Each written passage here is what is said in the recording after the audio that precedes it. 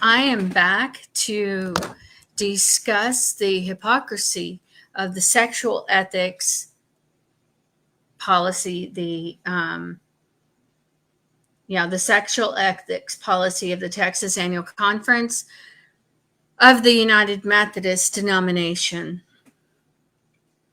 And I made a mistake, and I would like to correct that when I was reading on the last video, I was actually reading on page 1. On my phone, it said page 3 of 24, but right here, it clearly says where the page is numbered, page 1. So I was reading page 1. I was not reading page 2. I was not reading page 3 because last time I said that I was reading page 3. Okay, I'm going to get started with,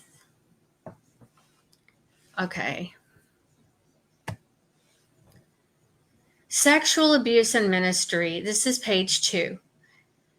Sexual abuse in ministry is a form of sexual misconduct and occurs when a person within a ministerial role of leadership, lay or clergy, pastor, educator, counselor, youth leader, I lost my place because there was a pop-up. I apologize for that. Okay, youth leader or other position of leadership engages in sexual contact or sexualized behavior with a congregant, client, employee, student, staff member, coworker, or volunteer. Book of Resolutions 2012, page 36. Sexual abuse within the ministerial relationship involves betrayal of sacred trust, unless it's a clergy sexually abusing his daughter, then the Texas Annual Conference could really care less. But I digress. Anyway, so a violation of the ministerial role of exploitation of those who are vulnerable in the state of Texas, sexual misconduct by clergy can be a criminal offense unless your father is John Dowden and the person he's sexually abusing is Catherine Dowden or Kay Dowden, which was me. Then they don't really have a problem with it. So I really don't like the word sexual misconduct being associated with sexual abuse of a minor. And I will explain why. Because sexual misconduct to me is more about promiscuity. And I'm not saying there's anything wrong with promiscuity. I could care less about that. That doesn't bother me. However, when I think of sexual misconduct, I think of something consensual. I think of an extramarital affair. I think of a man or woman wanting to keep a sexual relationship under wraps to avoid any type of accountability. I don't associate sexual abuse of a minor with sexual misconduct. It is misconduct. However, I think it's far worse than sexual misconduct, is what I am saying. Because sexual misconduct, let's say a clergy has an affair, and it doesn't even have to be a clergy. It can be anybody. Someone has an affair. They're willingly giving up their dignity. They're giving up their integrity. They're sacrificing their integrity for a moment of pleasure. However, someone, a child, a minor who is sexually abused doesn't even have the option to put their integrity aside, because not one damn person asked them to. They never had the option. They don't even know the meaning of integrity. To me, that is far worse than the term sexual misconduct. To me, sexual misconduct is just a term to, I guess, lessen the sting of child molestation, the term child molestation. I mean, that's a far more unpleasant word than sexual misconduct. This is,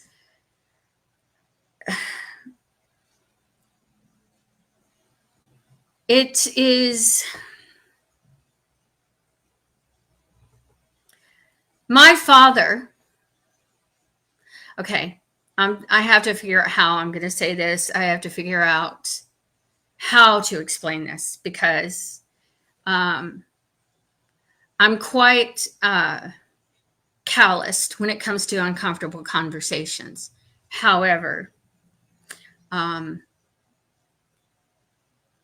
there was, and this is why I am no contact with my family, there was behavior directed at me from family members, including, it was incestuous behavior directed at me, including my father, from other family members in my family, on my father's side of the family, on my mother's side of the family, and even on the Hassel side of the family, that Judge Morris Hassel, who was very heavily involved with the Texas Conference at one time.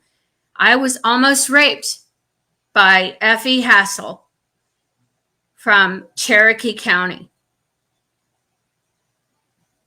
And when I realized what the hell was going on, I got the hell out of that situation.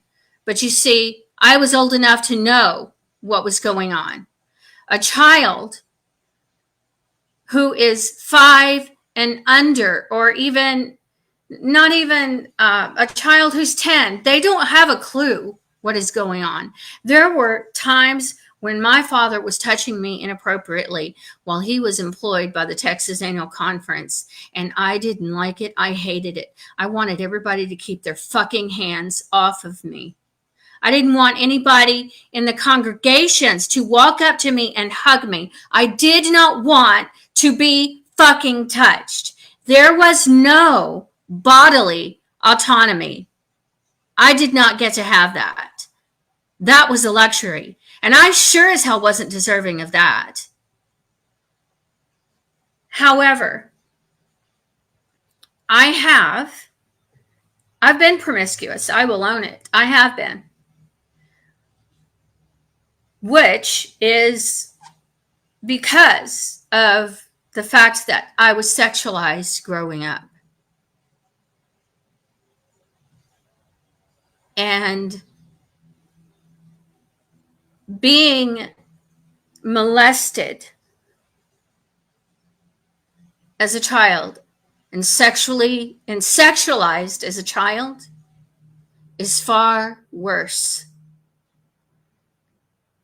than promiscuity or sexual misconduct or affairs. And I have had affairs, and I am not proud of it. I will own it. I have.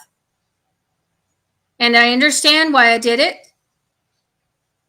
And I have forgiven myself for it. And the worst part about it was that I hurt myself. And being sexually abused as a child is far worse. And those going through that as a child eventually leads to adults making those choices of engaging in promiscuity and inappropriate relationships because they weren't taught those boundaries. That is why I hate the term sexual misconduct, because it minimizes sexual abuse of children. This isn't about a sexual relationship with a child that went wrong, because that's just sick. This is about a child that is violated, a child that is vulnerable, that is counting on people in a congregation and a church to not have their head up their ass and have decent boundaries and not violate those boundaries. That's what this is about. Because I will call it what it is.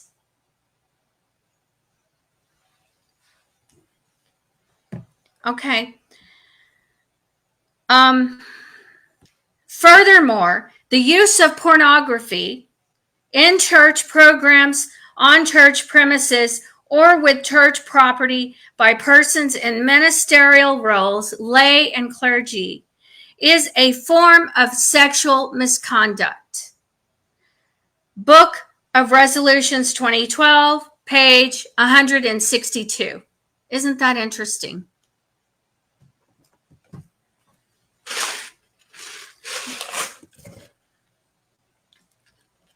Excuse me, I crave ice. I'm thinking.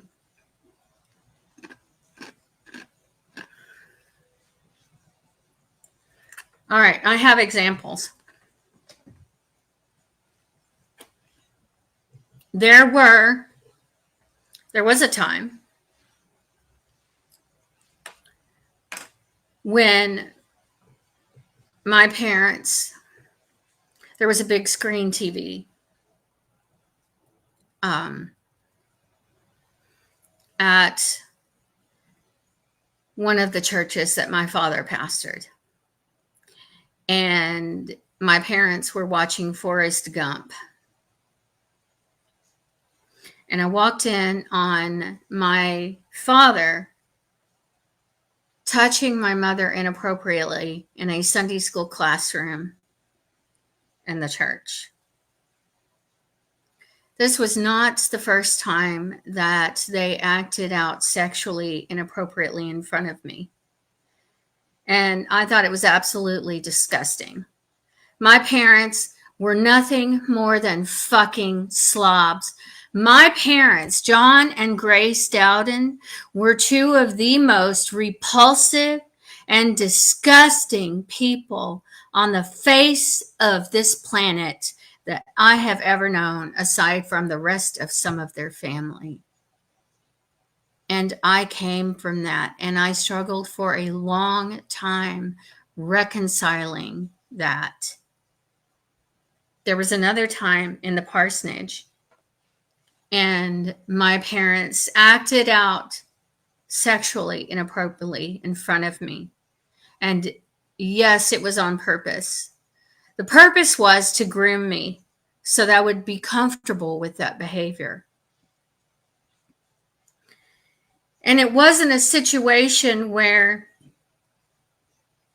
this is what my father wanted to do and my mother was not a part of it. She contributed to it, which makes it even more sick. And I have become so calloused to being hated that I don't even care anymore. I can share it. I can talk about it. And my father had this behavior behind closed doors, John Chester Dowden, and he was employed under the Texas Annual Conference Administration. But you see, they don't care. They don't care if this behavior is displayed in front of the children of the clergy that's employed under them, as long as it doesn't happen to anybody else. That's all they care about.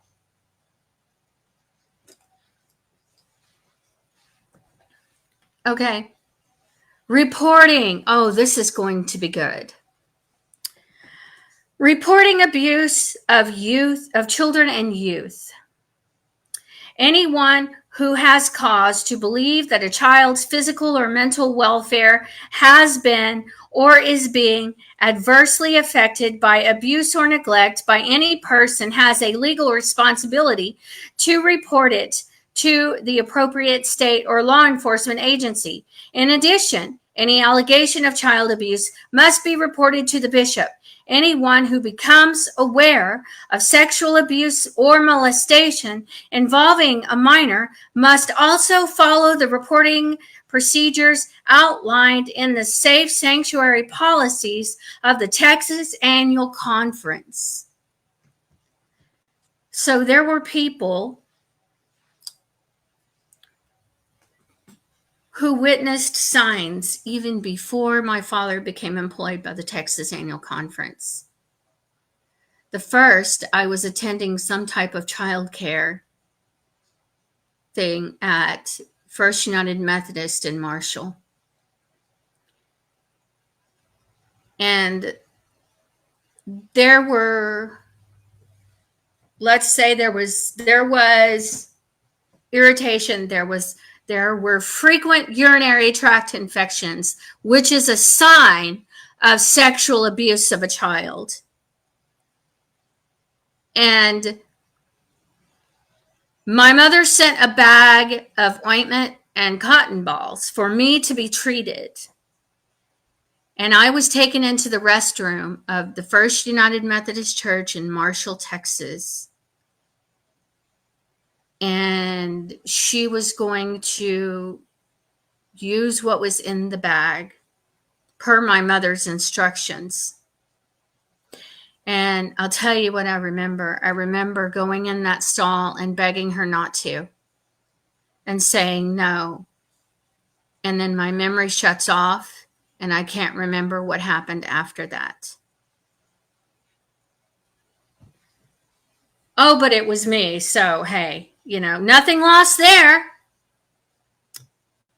Next, there were people that worked with my father in the Texas conference that witnessed problems. Dr. Robert Hudspeth, who was a psychologist that worked for the Texas Annual Conference, he counseled people that were employed within the Texas Annual Conference. What does that mean? It means that Dr. Robert Hudspeth was counseling as a psychologist professionally, treating the mental health of his own colleagues.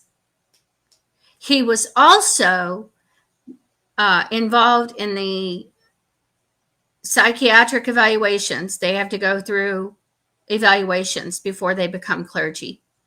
He had personal connections with my family. He never should have counseled our family. And I know there is no way that man did not see signs of abuse. There is no way. There's also some memories when I look back that was inappropriate behavior on his part.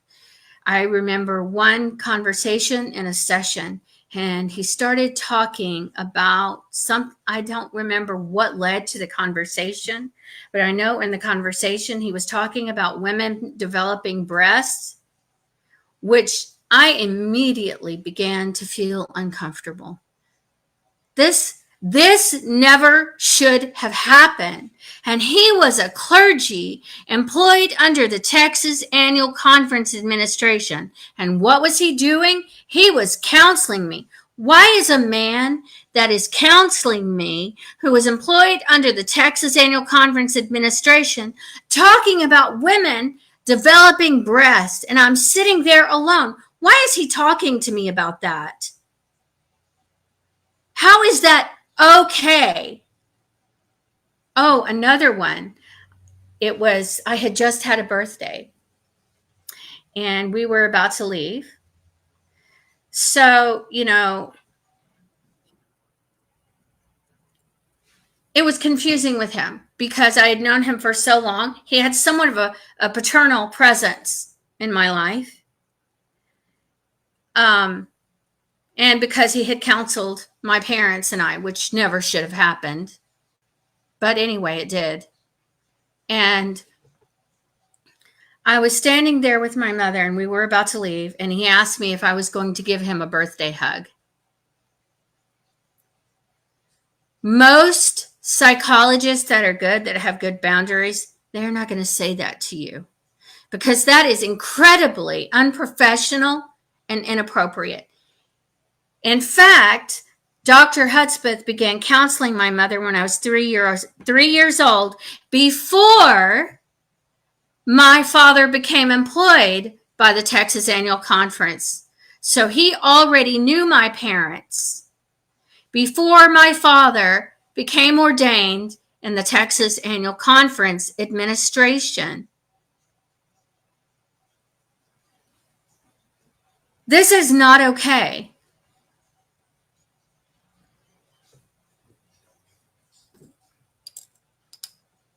And I have to say that memory, that is a core memory when he starts talking about women developing breasts, because I don't know why the fuck he brought that up. I can't remember, but what the fuck?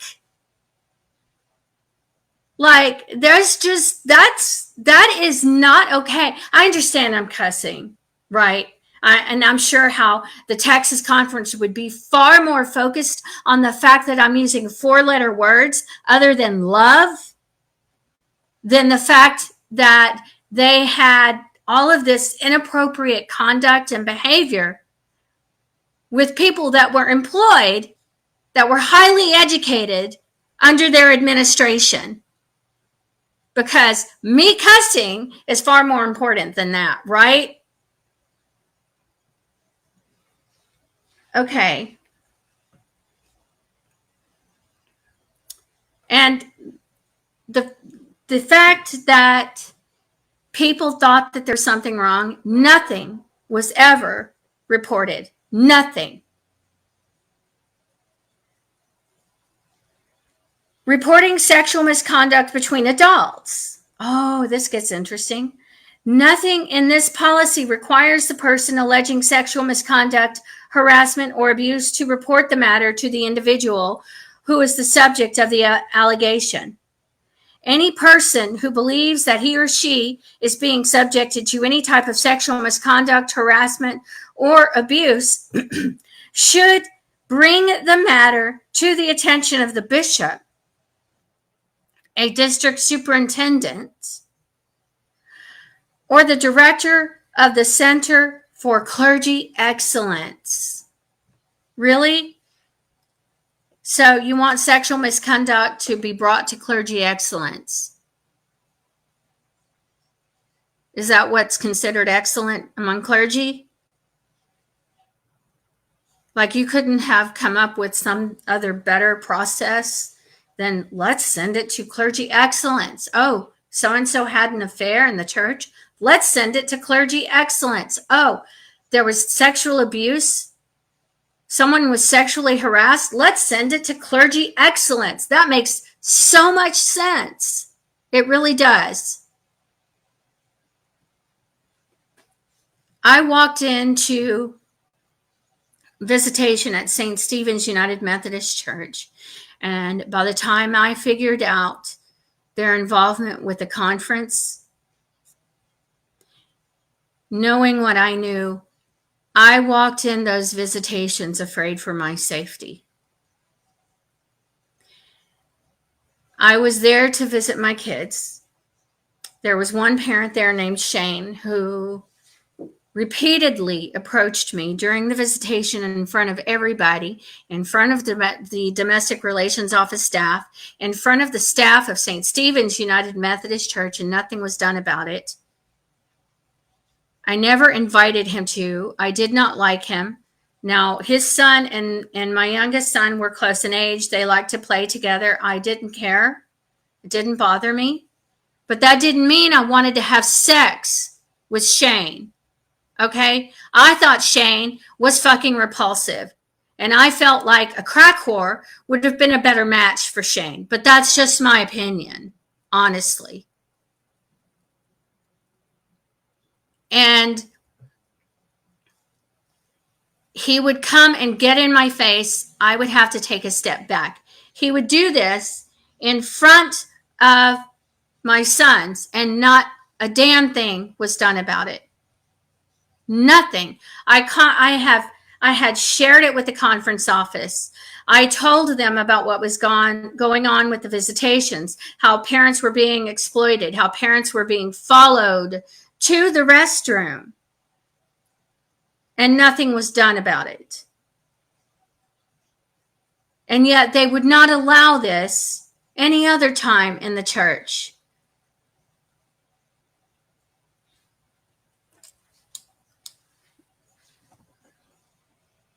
Investigations. The Texas Annual Conference is committed to a prompt, thorough investigation of allegations in compliance with the Book of Discipline. This is a load of shit. It is intended that the privacy of the persons involved be protected, except to the extent necessary to conduct a proper investigation. We will cooperate fully with any criminal investigation. So basically, it is hypocritical for them to say this, and they are involved in disciplinary action towards parents that are forced into the domestic relations office supervised visitation based on false accusations without informing those parents that they have a history of employing people under their administration that have been criminally prosecuted for sex with a minor, and one of them criminally prosecuted for murdering his wife in a parsonage. And they clearly never informed the domestic relations office of this. Also, when I went to meet with Bishop Janice Huey, they lied to me about what my options were. They said, we can do an investigation, and if we do, you can never contact the conference office again. What the fuck does that mean? So does that mean I can't go to another church again? I can no longer be a part of the United Methodist Church? My rights to be a part of this denomination and have my own bodily autonomy and set my own boundaries, that, hey, you've used your coupon to report sexual abuse, we're going to look into it, but you can't contact us anymore. What the hell? I mean, that just doesn't make sense. In fact, they didn't know I would speak with other clergy and find out that they weren't telling the whole truth. I had also contacted them about the fact that my father was being allowed to have contact of young children and infants at the time it was Lake Houston United Methodist Church, but they have since separated from the Texas Annual Conference. And my father would manipulate people into letting him hold infants during the church service. Why would he do this?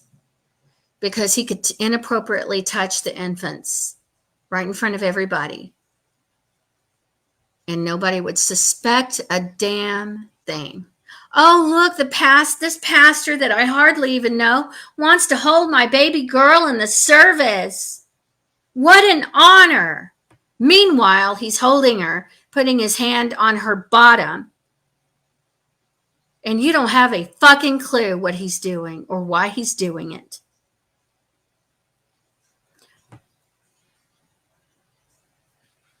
And the fact that people actually think that that is okay. That is just insanity to me. This is not acceptable. And that is all I have for this session. Next, we will be covering retaliation or non-retaliation and coercive action. That's going to be good because I have some awesome examples for that.